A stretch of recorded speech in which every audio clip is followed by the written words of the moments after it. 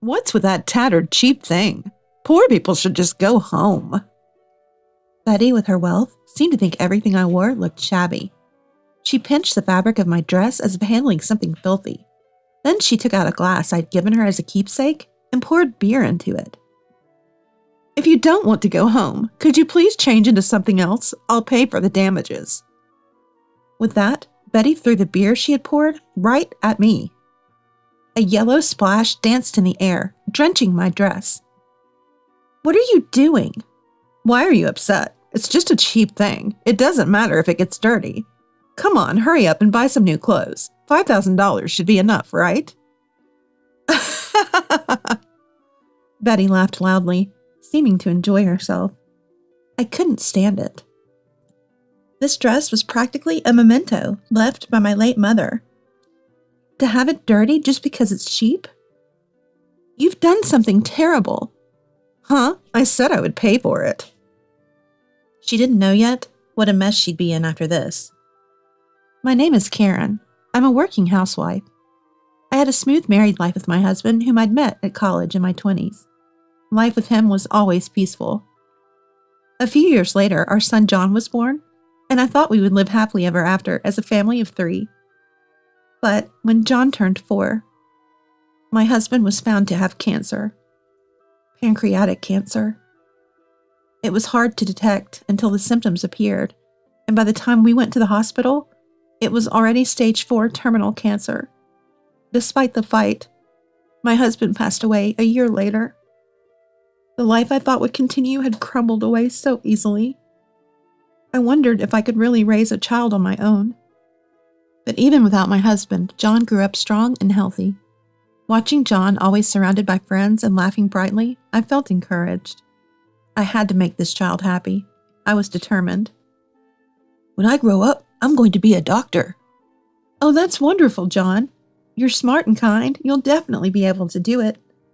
If I become a doctor, I can help people suffering from illnesses like Dad, right? John said with a slightly lonely smile. I never imagined I'd listen to a child's dream with such a heavy heart. You can save them, definitely. In my heart, I told my husband how strong his son was growing up. Losing my husband wasn't just a painful event. Seeing John trying to live positively made me realize I had to live earnestly too. John grew up healthy, and after intense studying, he went on to medical school and became a doctor, truly.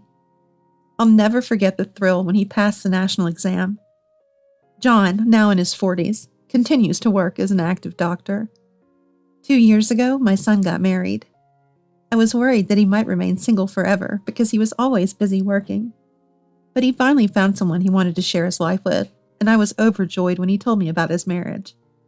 However, my relationship with Betty, John's wife, wasn't very good. Betty comes from a wealthy family. Her parents work in the city bank, and her grandfather is a bank president. A family of elites I'd never normally associate with. Betty met John at a party, and they married quickly after a year of dating. To be honest, I was worried because John, who was raised in a very ordinary family, might not match up socially. My son is a doctor and has savings, but I wasn't sure if he made enough to meet Betty's expectations. But I couldn't help but see myself and my husband in them. Family background has nothing to do with happiness. If they need each other, then I should support them, so I watched their marriage unfold. However, Betty started to show her true colors after getting married. Perhaps because she was raised in a wealthy family, she seemed to be very selfish, getting angry over everything that didn't go her way. She probably grew up in an environment where she was listened to about everything. Moreover, Betty had a fixation on draping herself in luxury brands from head to toe. To be honest, John and I didn't really see the appeal. Betty was free-spirited, in a bad way. She once even insisted John take a day off work to go shopping with her. My son was at his wit's end, but the values of a couple should be adjusted between them. I thought the best I could do was to watch over them without interfering too much. But after John's study abroad was decided, Betty's behavior escalated. It's only been 2 years since they married, and it must be hard for her to live without her husband. I tried to at least support her, visiting her home to check in. One day, I brought cookies over to Betty, and Betty laughed through her nose. What's with these tasteless cookies? I'm not eating this. And tossed the cookies aside. Betty, that's too much, even if you don't like them. It's because your taste is outdated, right? I don't want to eat something so poor. Besides, Karen, everything about you is cheap, from your face to what you wear. Betty said that without a hint of regret, laughing. I was shocked. Having wanted to get along, I never imagined my son's wife would talk to me that way. Furthermore, the source of Betty's stress didn't seem to be John's study abroad. I can't even go shopping without John. There's no one to carry my bags. It seems Betty treats John like a servant at home. Unlike John, who works as a doctor, Betty holds the title of executive director at a city bank.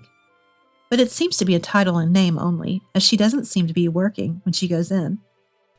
It's all because John is too lenient. You give him money and spoil him, so the money I can spend freely decreases, and the allowance I get from my parents isn't that much either. Moreover, she seems to be claiming John's earnings as her own. It may be natural for a couple to share, but as she's almost like a housewife, she needs to be careful with how she spends money. I work from home for a reason. I'm not without earnings, and I'm not taking money from John. Whether that's true is questionable, right? Aren't you secretly taking it? Every time I say something, Betty complains like this. She thinks the reason she has less money to spend is because I'm receiving support from John. But I am managing my own expenses on my own. Instead of getting closer to Betty, she used me as an outlet for her stress. In the midst of this, she gave me an unexpected invitation. Karen, we're having a gathering for Christmas with relatives and coworkers. Would you like to join? I was surprised. Betty herself inviting me to an important event? Are you inviting me as well as John? Since it's a special party, make sure you dress appropriately, okay? If we have any shabby-looking relatives, it would be embarrassing for me. I feel like that was an unnecessary comment, but anyway, I need to choose what to wear for Christmas. Betty probably won't be satisfied unless it's some fancy brand name. But I wouldn't know a high-end dress if it hit me in the face. I decided to consult John about what to wear while updating him on other things. I don't have anything to wear for Christmas. What should I do? Mom, don't you have some dresses? Reminded by John, I remembered. Indeed, there are a few dresses that I inherited from my mother. Mom's dresses are beautiful and will suit you. They'd be perfect for Christmas, I think. You're right. I'll try wearing one after such a long time. Thank you. I'll be able to come home for Christmas Eve, too. Looking forward to seeing you, Mom, and Betty. Hearing John's voice after a long time made me very happy. Then I took out several dresses from my dresser at home to choose one appropriate for New Year's greetings. This one is the most elegant and calm. There was one dress that was different in both craftsmanship and design. This was something very special that my mother had given me just before she passed away. She said it was a gift from someone before she married my father. It was a dress filled with memories, and I had kept it in the closet for years, wondering if it was okay for me to wear it. But this time, I think it's all right. Now I just need to bring a suitable gift. Since Betty and her family like alcohol, I decided to bring some sake and fancy brand tableware. It's only a few times a year we meet. It should be okay to do this much. Even after such a rude comment, it might be foolish to still believe there's a chance to get along. But I still want to build a good relationship with my daughter-in-law. If it doesn't work out, then that's that. And so Christmas arrived. I put on the glamorous dress and went to Betty's parents' house. I was supposed to meet John there, but it seems he hasn't arrived yet. There's no point in waiting at the entrance, so I'll go in first. Betty's family's home was like the large mansions you see in TV dramas. The grand building, like a hotel, was filled with many people. All the beautifully dressed individuals must be Betty's relatives and business associates. In the ballroom, there was a woman whose outfit stood out from the rest. It was Betty, wearing a pitch-black dress and jewel-encrusted accessories. It's not really suitable for Christmas, but it seems no one around her minds. She was talking with a few associates when she saw me. She approached with a puzzled look on her face. Betty, Merry Christmas. This is a little souvenir. Come here for a sec. Betty, without listening to my greeting, grabbed my arm and started walking. I couldn't keep up with what was happening. She took me to another room. We entered a quiet room. It was a very spacious room. Why has Betty brought me here? What's going on all of a sudden? Didn't I tell you not to come dressed like that? Betty crossed her arms and stood in front of me as she closed the door, her tone dripping with contempt. She snatched the souvenir from my shocked hands, tore off the wrapping paper, opened the lid, and then burst into an exaggerated laugh at the sight of the dishware inside.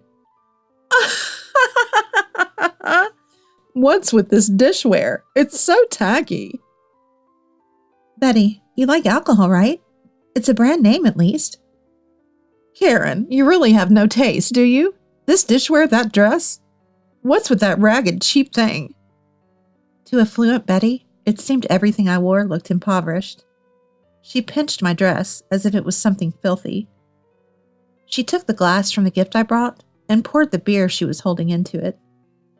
If you don't want to go home, could you please come back in different clothes? I'll compensate you. Then Betty tossed the beer from the glass at me. What are you doing? Why are you mad? It's just a cheap thing anyway. So it doesn't matter if it gets dirty.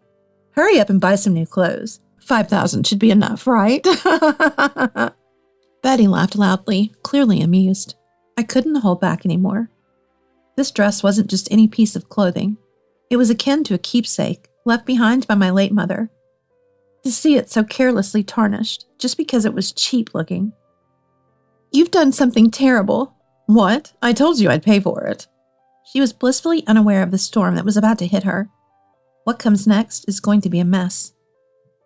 This dress cost me $50,000, just so you know. Excuse me? Planning on billing me with some inflated fairy tale? Every stitch, every ornament, custom made by a high-end boutique. You like it, don't you? Or can't you tell the difference? I was surprisingly calm as I retorted. At first, Betty laughed off the $50,000 claim, but my firm stance eventually got to her. That's a lie, right? This drab, poor-looking dress couldn't possibly. Shall I bring the designer label from home for you? The truth is, the dress was a luxury item. That's why I felt guilty receiving it from my mother, and it took courage to wear it. Unbeknownst to them, they not only scorned it, but dared to tarnish it. You're picky about luxury and brands, but lack the eye for it. I'm not familiar with dresses.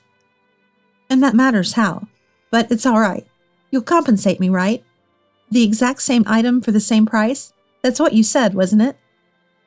A smile spread across my face, and Betty's complexion went pale. Simultaneously, the room's door swung open. Hey, isn't that Betty? What are you doing in here? Everyone's been looking for you. The man who appeared was about my age, and I recognized his face and appearance. Hearing her name, Betty ran to him relieved. Gramps, what are you doing here? Well, couldn't spot you, so I was searching. What's going on? The man was smiling kindly, yet there was an unmistakable authority about him. Betty felt it too. Her reply was vague. Well, what I was doing, The glass in Betty's hand and my damp attire told a tale. That was easy to guess. The gentleman pulled out a handkerchief from his pocket and gently patted my wet dress dry. My apologies for my granddaughter's behavior. I know an excellent stain remover, Karen. Thank you. You two know each other? Betty exclaimed in surprise. Karen was a classmate of mine in college. We're still in touch. You must know her, right? She's a famous screenwriter. She wrote that drama series that's been all the rage lately. Betty's grandfather responded cheerfully. That's right, I'm a screenwriter. It seemed to be a very surprising fact to Betty. Huh? That's the first I've heard of it. I never told you. I make a living writing stories. I hadn't told Betty about working from home because I didn't want my pen name to get out. And I didn't want my work to be belittled by a woman who looked down on working. If I said I was earning money by writing scripts, I knew it would be scoffed at as not a real job. I didn't like revealing the truth this way. Karen was the bright and kind college Madonna. This dress is what I gave her when she won an award for her script at a public submission. But this dress was handed down from Mom. I knew you'd be too modest to accept it directly. It would also be rude to insist on giving it to a married woman, so I told your mom to pass it on when the time was right. That was a truth I didn't know myself. This dress wasn't a keepsake from my mother, but a gift from the chairman to me. I had won the award after getting married, so maybe he hesitated to give it to me directly. Perhaps my mother had also missed the opportunity to tell me she received it from him. But to think that Betty is your granddaughter, I never imagined. We haven't seen each other for many decades, so it's natural not to know. And now Betty has gone and done something unforgivable. Betty was sternly glared at by her grandfather and was nervous. Karen, may I deal with my granddaughter's punishment? You've come all this way for the Christmas party. Please enjoy yourself, even if it's just for a little while. He had Betty leave the room and arranged a new dress for me. He said he would remove the stains from the soiled dress and return it later. I gratefully accepted his offer. After changing, I returned to the ballroom, and John had arrived. There was much I wanted to discuss, but the head speech was about to start, so I decided to explain the commotion with Betty later. When Betty's grandfather entered the ballroom, the lively venue fell silent for a moment, and then was filled with a big round of applause. Thank you all for gathering here today. I have something I want to share with all of you. The sudden announcement caused a stir in the venue. Betty and I, and even the relatives like John, seemed not to know and were surprised. Our company plans to open a branch in the countryside to further expand our business. Therefore, I intend to have Betty, my granddaughter, and a member of the board, take charge as the head of the branch. Please watch over her with a warm eye. The venue buzzed even more. Betty seemed to be hearing about the business expansion and her being the head for the first time. She was sweating and looked shocked. Being the head of a branch may be a promotion for Betty, but in reality, it was more like a demotion. After all, how could she, who has only lived in the city, get by in the countryside? She wouldn't get her hands on the trendy brands as quickly in the city, and so no doubt it would be stressful. Betty looked at her grandfather with eyes brimming with tears, but he just stared back at her unflinchingly. She could feel the unspoken pressure from him to get serious about your age and work hard to hone your management skills in the countryside. The atmosphere of the celebration was entirely joyful, yet Betty seemed so shaken she could hardly stand. Since that day, Betty has been rapidly assigned to work in a regional office without a moment to rest. I was apologized to multiple times about the stained dress, but even if it was family, rude behavior needs to be met with a firm response. In the end, at her grandfather's insistence, Betty agreed to compensate for it. Karen, I'm truly sorry about what happened. I'll make sure Betty learns her lesson from this. No, it's fine. Just standing up for me was enough. Betty's behavior has been a problem for a while. Her extravagant spending and that attitude have been a headache even for us. This might be a good chance to knock some sense into her. Betty's grandfather said this with a chuckle. Betty is now working hard locally as the head of a regional branch, learning the ropes of management. Chased by unfamiliar tasks and overwhelmed with busyness, she has no time to splurge on designer brands or play around. A punishment that seems immense for someone who lived for luxury. There's another pitiful thing. John returned to California after finishing his studies abroad. But John was set to return to a university hospital in New York, so he and Betty just missed each other. Once again, they started a life apart. However, since that incident, John's heart has been drifting away from Betty. I knew Betty was naive, but I never thought she was that kind of person. Depending on what she does next, I'm even considering divorce. John seems to be considering a divorce depending on Betty's behavior going forward. Despite their vows to spend a lifetime together, it's Betty who has led to their marriage crumbling. Her unpleasant nature is unlikely to be wiped away just by working at the branch office, so a divorce seems inevitable. But it's John's life, and it's up to him to decide. I received heartening words from Betty's grandfather, saying that even if we're no longer family, I should not hesitate to ask for help if needed. It's surprising how much a classmate I met by chance has helped. Maybe it was the stress that brought us together. Since then, I've been living a peaceful, everyday life. Other than occasionally checking on John, I'm dedicated to writing scripts. Betty's grandfather has been a fan since my early days and is eagerly waiting for my next script. He suggested I incorporate this incident into my new work, but I politely declined because it doesn't suit my style. To be honest, I don't want to remember Betty's image, even in a fictional world.